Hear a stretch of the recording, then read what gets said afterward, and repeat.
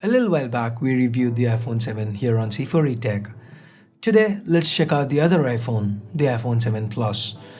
But before we get to that, if this is your first time here, or in case you just can't remember, my name's Ash, this is C4E Tech, and you're watching my full review of the Apple iPhone 7 Plus. Let's get started.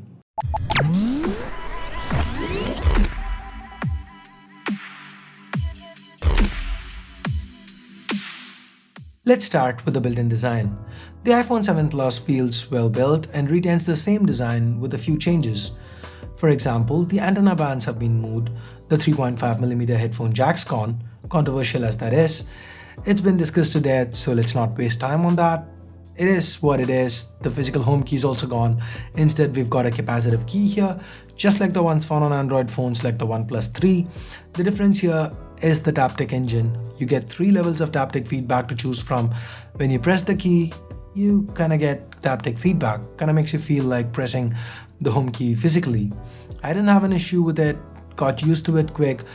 It actually grew on me. The only issues were when my fingers were wet and the key, being capacitive, refused to recognize my touch. That's a bit of a bummer given that the 7 Plus is water and dust resistant enough. Anyway, the earpiece also doubles as a second speaker to provide for a great stereo audio experience. It's loud and the quality is excellent. While I'd have loved to see dual front-facing stereo speakers, this is still better than most other smartphone speaker implementations. The next change is the additional camera to the back. Let's talk about that in a bit. So most of these are welcome refinements, but given that this is not a S device but an all-new number, I expected a little more from Apple. Because honestly, this design feels dated given that it's too similar to the 6S and the 6 before it, especially the bezels. I did let it slide with the iPhone 7 since it didn't really affect single-handed usage, but with the 7 Plus, I can't help feel this phone's larger than it needs to be. It lacks the Apple finesse. To put things in perspective, we now have a brand that's managed to cram a 6.4-inch display into roughly the same overall footprint of the 7 Plus. So I just keep feeling that Apple could have and probably should have made this phone a little smaller while retaining the same display size. The size and the metal back makes for one slippery phone. I ended up picking up a case for this guy during my week and a half of using it as my primary phone. This is a speak-in case from Slick Wraps, our sponsors for this video. I'll leave a link to them in the description. Check them out if you'd want to pick one. While what's on the outside might not have changed much, Apple's upped the ante on the inside. Apple's using the all-new A10 Fusion chip, and this is a quad-core chip. For the first time, Apple's gone with a quad-core setup for the iPhone. Talking about firsts, this is also the first time Apple's gone with 3 gigs of RAM. Anyway, the performance is fantastic. The A10 Fusion kept things chugging along quite nicely. No matter what I threw at it, the iPhone 7 Plus had few issues. With day-to-day usage, well, here's what I had to say about the software experience in my iPhone 7 review. And with day-to-day usage, iOS 10 on the iPhone 7 was snappy and consistent. The consistency is something I've really grown to appreciate. Apps launch uniformly quick, and the memory management, despite just 2 gigs of RAM, was great. The user experience was simply fantastic. I appreciate a lot of the attention to detail shown by Apple. Right from simple things like quick access to a flashlight from the control center to the wake on pickup.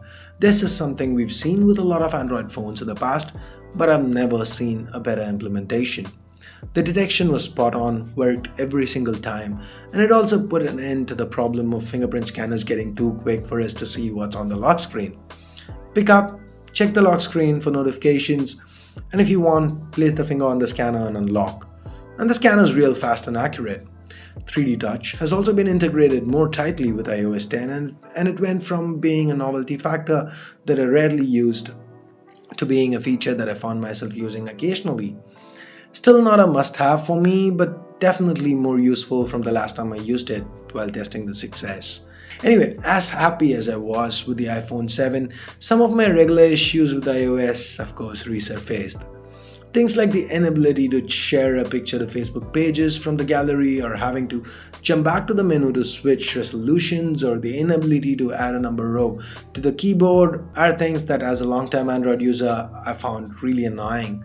But once I managed to look past it, I really did enjoy my time with the iPhone 7. Except for the part where I mentioned 2 gigs of RAM, it's 3 here with the 7 Plus. Barring that, my thoughts about the user experience on the 7 Plus are exactly the same as my thoughts were about the user experience with the iPhone 7. Barring the form factor, there are 3 other major differences between these phones.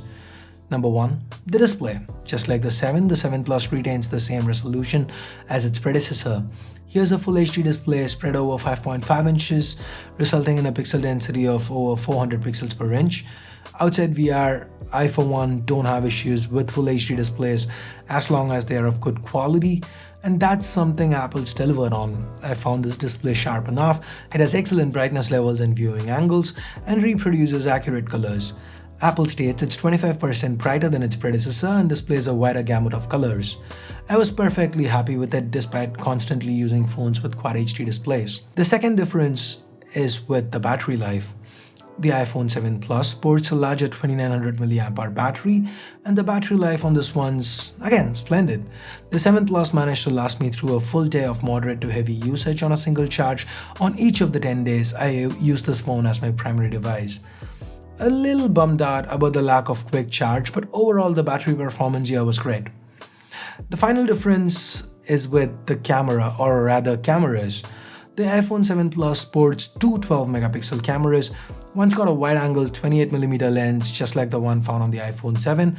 The other's got a 56mm telephoto lens. So basically, Apple kinda ends up providing you a kinda optical zoom experience with these two different lenses, without actually needing for a lens to physically move.